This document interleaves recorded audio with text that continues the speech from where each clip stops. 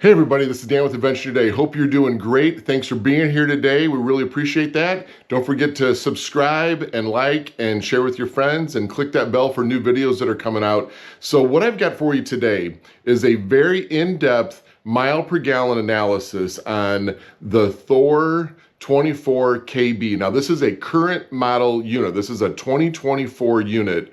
And what I did in this video is I actually drove this RV from St. Louis, Missouri, which is where I rented it from. And I drove it all the way down to a town called Burnett, Texas, which is way southwest of Dallas, and back to St. Louis in 5 days, almost 2,000 miles of driving. And I drove it over all kinds of conditions. City driving, obviously most of it was highway driving, but we've got lots of hills in this part of the country. Not mountains, but we do have some steep hills here. And so I give you quite a bit of feedback of how the vehicle performs in those driving conditions. But this is really about the mile per gallon analysis. At one point, I even do a full tank of high octane gasoline so I can do a comparison. And is it worth it to run high octane, or should you stick to the 87? Little teaser, you do get better miles per gallon with the high octane. Is it worth the extra cost? We'll talk about that probably near the end of the video. So with that, I didn't begin the video with recording this first tank because it was a little bit of an unusual run for me. I normally run my RVs a couple miles per hour below the posted speed limit, but typically not over 67 miles per hour. So if the speed limit is 70, I'm going 67. The speed limit is 75, I'm still going 67, because that tends to be the place where most RVs and motorhomes are the happiest, is in that 65 to 70 mile per hour range. These things are not built for the Indy 500, right? So miles per gallon is much better too. And again, I talk about that in this video, a very in-depth analysis. So if you're serious about buying one of these vehicles and you're going to be driving it on the road a lot, you're really going to want to watch this whole video, because I do what I think to be a pretty good analysis on a mile per gallon, which there's not a lot of those videos on these motor coaches talking about fuel efficiency, but I've got it for you today on this coach. So with that, I'm going to jump right to basically my second tank of fuel, which is more of a normal driving experience for me, and we'll take it from there. Thanks a lot. Okay, so as you can see, I'll put these pictures up that I took off my phone. We are on reserve fumes, and I don't know how much reserve we actually have in the tank, but I'm going to find out. This actually timed out very, very good. I just went to 0 miles to empty about 2.2 miles ago. It was 2.2 miles ago, and so I'm getting ready to fill it up here. I'm at an Exxon gas station, and I'm going to fill up and give you a feel for what kind of reserve fuel that we have in this RV. So this tank right here, I have driven about 306 miles on it, and on this second tank of gas on this long-term gas mileage trip, I drove the way I typically drive when I am traveling in an RV, which is about 3 miles per hour below the posted speed limit. I just find if I keep it a couple miles per hour below the posted speed limit, I am doing a lot less lane changing and so forth. It's a lot less stressful drive, and it might add 5 or 10 minutes to my daily trip, depending on how far I'm driving, of course. But the stress level is much lower, and actually you get much better gas mileage. And I'll talk about this probably in further detail, but this RV specifically really likes driving about 67 miles per hour. Last night, I was heading to my very first campsite, and it was dark out, and I was tired. I just wanted to get to the campground as quickly as I can. I knew I had a big day of driving today, and so I was driving like 70, 71, 72 through a lot of the hills in Missouri, and what I found out is that the transmission just does not like that. The engine transmission combo at that speed is doing a lot of shifting. I mean, I was hitting 3,800, 4,000 RPMs quite a bit on this truck, and it was actually holding 8th gear for a good portion of that trip, sometimes actually shifting all the way down into 6th. So when you're traveling along at 67 miles per hour, even today I had a headwind and going over a lot of the same hills, it held 10th gear almost all the time. It did shift down a couple times down into 9th and down into 8th, but those run more of the aggressive hills. But it really did hold 10th gear a lot. And so I really recommend, if you're driving one of these vehicles that has this Ecoboost motor in it, then keeping it around 67 miles per hour, you're gonna find a nice bump in gas mileage. You'll find lower stress driving down the highway, and it'll be a lot easier on your equipment over the long haul. So with that, I'm gonna go fill up the tank. We'll find out what we got, okay? Thanks a lot. Okay, so it just clicked off. We'll let it sit there for about 30 seconds, and then I'm gonna pull it again and we'll see where we end up. But so far we've got 24.307 gallons in this truck. Starts a little noisy, we're right next to a highway here. But this is the front door, and then this is where the fuel filler is. So it makes it real easy lining it up, because it's literally right next to your hip when you jump out of the truck. So this door just kind of flips shut. There's no cap, it's a capless system, and it makes it real easy. So all right, let's pull it here until we get one click. All right, there we go. We're at 24.622. So if I do some quick math on that, 305.8 miles on this tank divided by 24.622, and we got 12.42 miles per gallon. 12.42. That's about a mile per gallon and a half more than what I got on the first tank. So really, really good. Anyway, we'll keep updating it and let you know how we do on the rest of the trip. All right, and now we're back on the road again, and my distance to empty is 299. So real quick on the reserve tank. So I know that it's got a 25 gallon tank, and we put 24.6 gallons and change into the tank. I really don't think there's 0.4 gallons left. I just find it really hard to believe that Ford would have a distance to empty computer that is programmed to almost literally within a half a gallon go to no gas, meaning your engine's going to turn off. There's got to be probably a gallon or maybe even 2 gallons of reserve in that tank. I just don't see how they would program that in. I'm not going to find that out though. The only real way to figure that out and what the tank would hold is if you ran the vehicle out of gas and then went and filled it up from being completely empty where the truck is not running anymore. And that's not going to be me. This is a rental, and so I'm not going to treat it that way, obviously.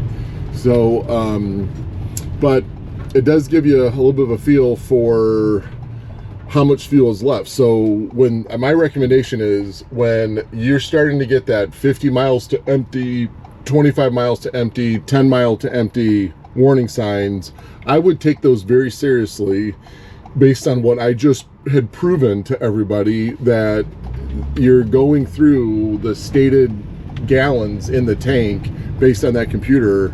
When you're at 50 miles empty, stop and go get gas. Don't even play games. I'm traveling through Oklahoma right now, and you know, having a good gas station that you can get in and out of sometimes takes you 15 or 20 miles to find that station. And so I just recommend just hit the 50 mile empty warning, find gas at the next gas station, and don't even worry about it. Plus, it's a lot better on your fuel pump if you keep that fuel pump bathed in quite a bit of water, because these fuel pumps are inside the fuel tanks and they use the fuel to help keep themselves cool. And so for longevity of the fuel pump, you know, make sure you got at least 5, 6, 7 gallons of fuel in that fuel tank to prolong the life of your fuel pump. So anyway, with that, we will give you more updates.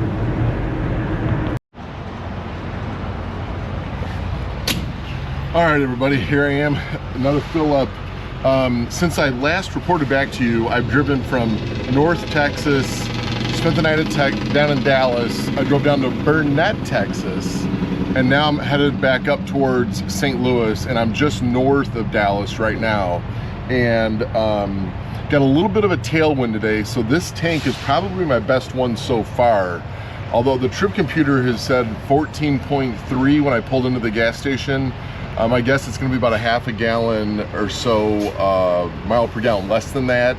That's kind of the way the truck has been running here. So let's do some quick math here real quick. I'm gonna top this thing off. And okay, so 22.663. So if I type in 22.663, we get 13.81 miles to gallon on that trip. So almost nailed it perfectly. So very consistent with how the trip computer is computing the mileage and so forth.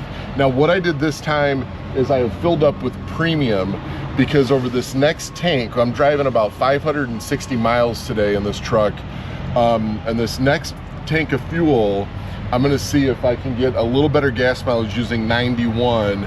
But this is a great opportunity to do this because I'm basically traveling northeast this entire trip today, and the wind is very consistent, it looks like, all day long, with a 4 or 5, maybe 6 mile per hour tailwind the whole way. So hopefully we get a good reading here. Elevation changes, there should be a little bit of that, but like I just came out of 1,000 feet above sea level, I hit 1,500, and now I am at 716. So my guess is by the time I get to here to where I'm going, we're gonna hit close to 900, almost 1,000 again, and then I'm gonna settle in probably, I think it's around 600 in Joplin, Missouri, which is where I'm staying tonight. Not sure where I'm gonna get gas and what the elevation is gonna be there, but I think it's gonna be a similar elevation change. So I'm trying to keep everything as consistent as possible, but now we're gonna find out if premium fuel makes a difference in this coach when you're driving down the highway. I'll be back in touch. I thought I'd give you a quick idea of what the decibel rating is like inside this truck. We're doing 67 miles per hour down the highway, which, like I say, is how I like to drive. And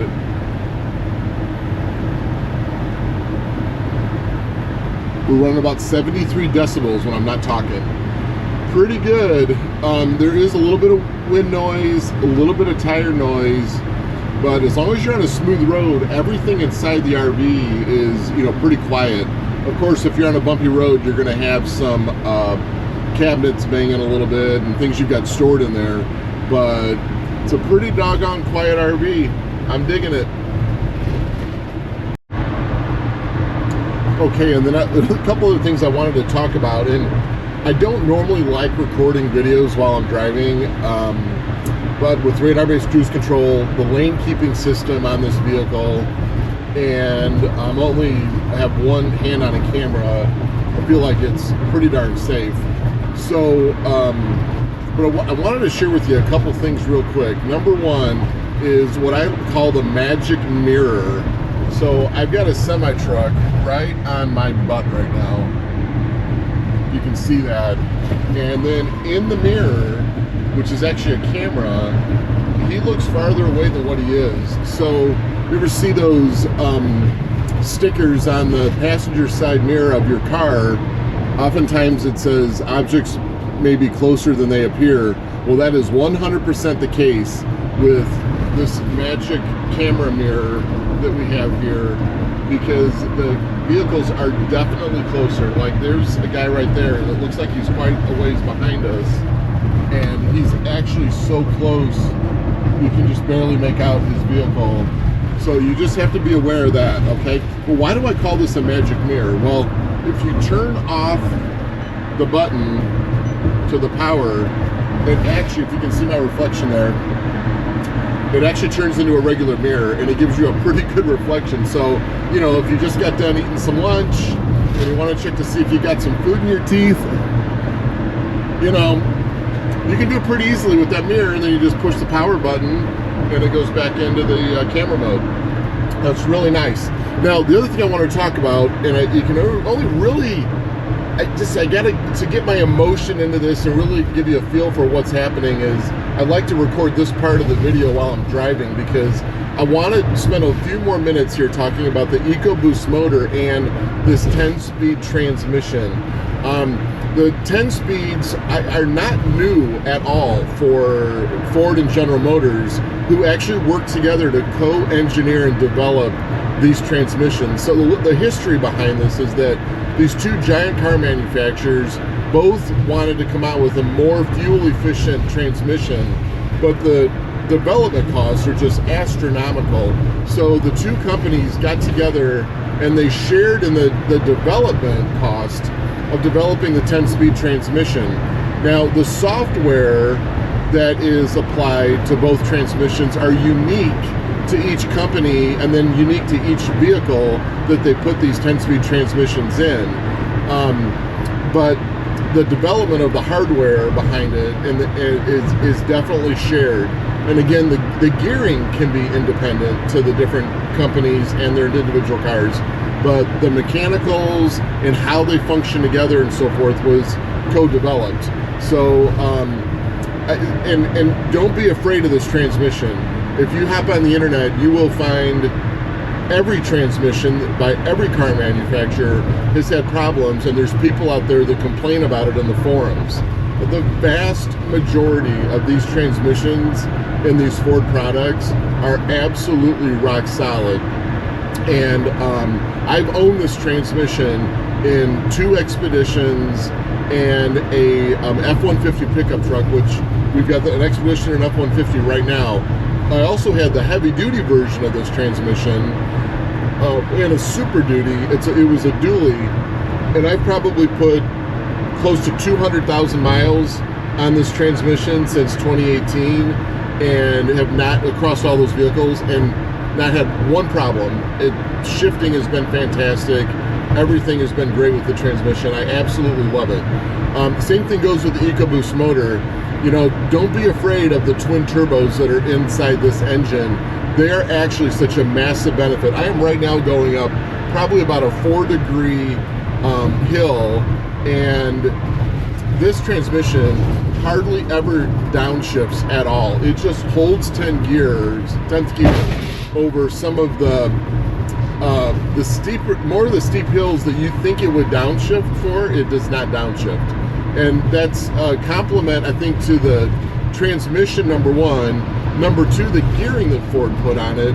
But number two, the motor, because this engine develops so much torque in that 1,700 to 2,400 RPM range that it just doesn't go seeking a lot of higher RPMs to generate power unless you come up on a really, really steep hill. So if you rent one of these, or if you decide to buy one of these, you will understand what I'm talking about. So far, I've got about 1,400 miles on this vehicle since Monday. Today's Thursday, and just nothing but compliments with how it drives. If you want to get out of the way of other vehicles or get on an on-ramp, this vehicle, this RV, has got a lot of oomph, and it accelerates very quickly, especially in that 25 to 30 mile per hour range up to 60, 70 miles per hour. I mean, it hauls. For its size and its weight, it really has a lot of power. So I wanted to share that with you, because I think that's a very important aspect of when you look for these RVs, is how does the engine and transmission function with all this extra weight that you're carrying around as a camper. I mean, this vehicle will not have any problems at all in the mountains of Colorado whatsoever. I mean, it will just chug up those hills with no problems, and you probably won't even lose very much speed going up those hills because of the twin turbos and how they work in the mountains. I mean, they love that mountain air. So anyway, I'll be back with more. Okay, I'm at a Love's right now, and I'm just finishing up the 91 octane tank of fuel, and we definitely got better gas mileage. So, but let me show you this.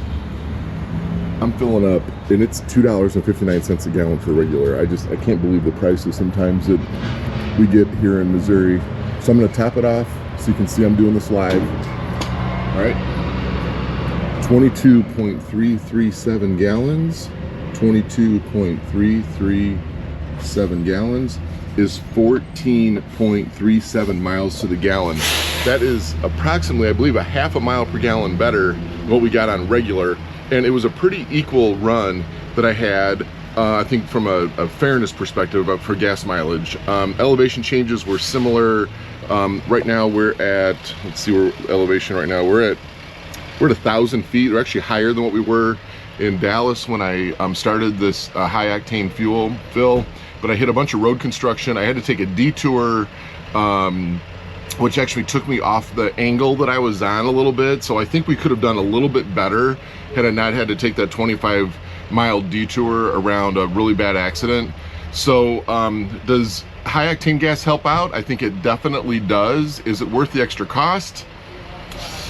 Maybe I can do some math on that and try to figure that out. But hey everybody, I thought this would be a good opportunity for me to do a quick mile per gallon cost comparison for you using these two different octanes of fuel that I did in this mile per gallon test. You know, is it worth it to spend the extra money on premium fuel to get, you know, approximately a half a mile per gallon better fuel mileage versus, and maybe slightly better drivability versus running the cheaper fuel 87. I think what you're going to find out here real quick is that it's better just to run the 87 from a cost perspective at least. So let's look at this analysis. So if I take 300 miles and I use my actual miles per gallon that I achieved in this RV of 13.81, so I'm going to divide 300 by 13.81, that gives us 21.72 gallons of gas. I'm going to multiply that then by the cost of fuel at my local gas station here for 87, which is 3.059. What we end up is with a cost to drive those 300 miles of $66.45. Now, let's compare that to running the high octane. So we're gonna take the same 300 miles, we're gonna divide that by the slightly better actual gas mileage I received in this Thor, which was 14.37 miles per gallon, and that gives us 20.88 gallons of fuel, and then I multiply that by the cost per fuel for premium here in St. Louis is right now 3.559, and that gives us $74.30. So as you can see, it does not necessarily pay to get the premium fuel and put that extra expensive gasoline in your Thor. You might get better drivability, you are going to get probably a little better gas mileage, but that extra 50 cents or so you're paying per gallon is not offsetting the better fuel mileage. So if you're just mostly concerned about how much it's going to cost me to drive down the road, then go with the 87. That's my recommendation. Let's get back to the video. Kind of a wash. How did the engine perform on it? I'd say just about the same. I didn't notice any real differences in downshifting on the hills and things like that. But it definitely gets better gas mileage using higher octane fuel. So anyway, take that with what it is. And this is my last stretch. So I'm in Joplin, Missouri right now, headed back to St. Louis, and that'll be our last fill up for this trip. And then we'll be able to give you some averages of what we did on this nearly 2,000 mile journey I've been on since Monday. Today is Friday, so I've done this all in about 5 days. So here we go. Okay, everybody, what I thought I would do, instead of recording this video at the gas station by the pumps and having all this noise in the background, is I would just close this with showing you the app that I use to record all of these miles per gallon, and so I could help organize my data in a very concise way and give you highly accurate information. So I do not get paid by the people who developed this app. I don't know them. It's just an app that I've liked to use over the years. So anyway, the name of the app is called Road Trip HD. I've had it for probably 11, 12 years. And I've recorded all of my previous vehicles. Every single fuel tank on all these vehicles have been in there.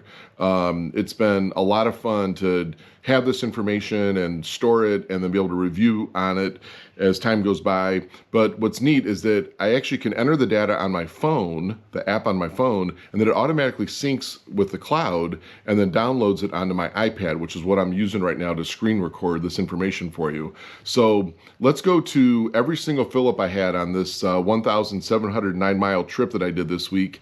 And so what you can see down there at the bottom left-hand corner, my high speed runs, we'll call it, I averaged 10.29 miles per gallon on that run. And then I started driving more normally after that. And so 12.83 miles per gallon, 12.72 miles per gallon. That was my tanks going out to Burnett, Texas. And then my return were the last three, 1381. My high octane tank was 1437. And then this last tank is 13.15 miles per gallon. So what I love about this app is that if you scroll over here, what the app gives you on this page is a lot of really good important information. And so this is where I'm going to close the video out. But you can see right there at the top, I averaged 12.9 miles per gallon on the entire trip. I used $417 of my money to put fuel in this vehicle over the course of those 5 days.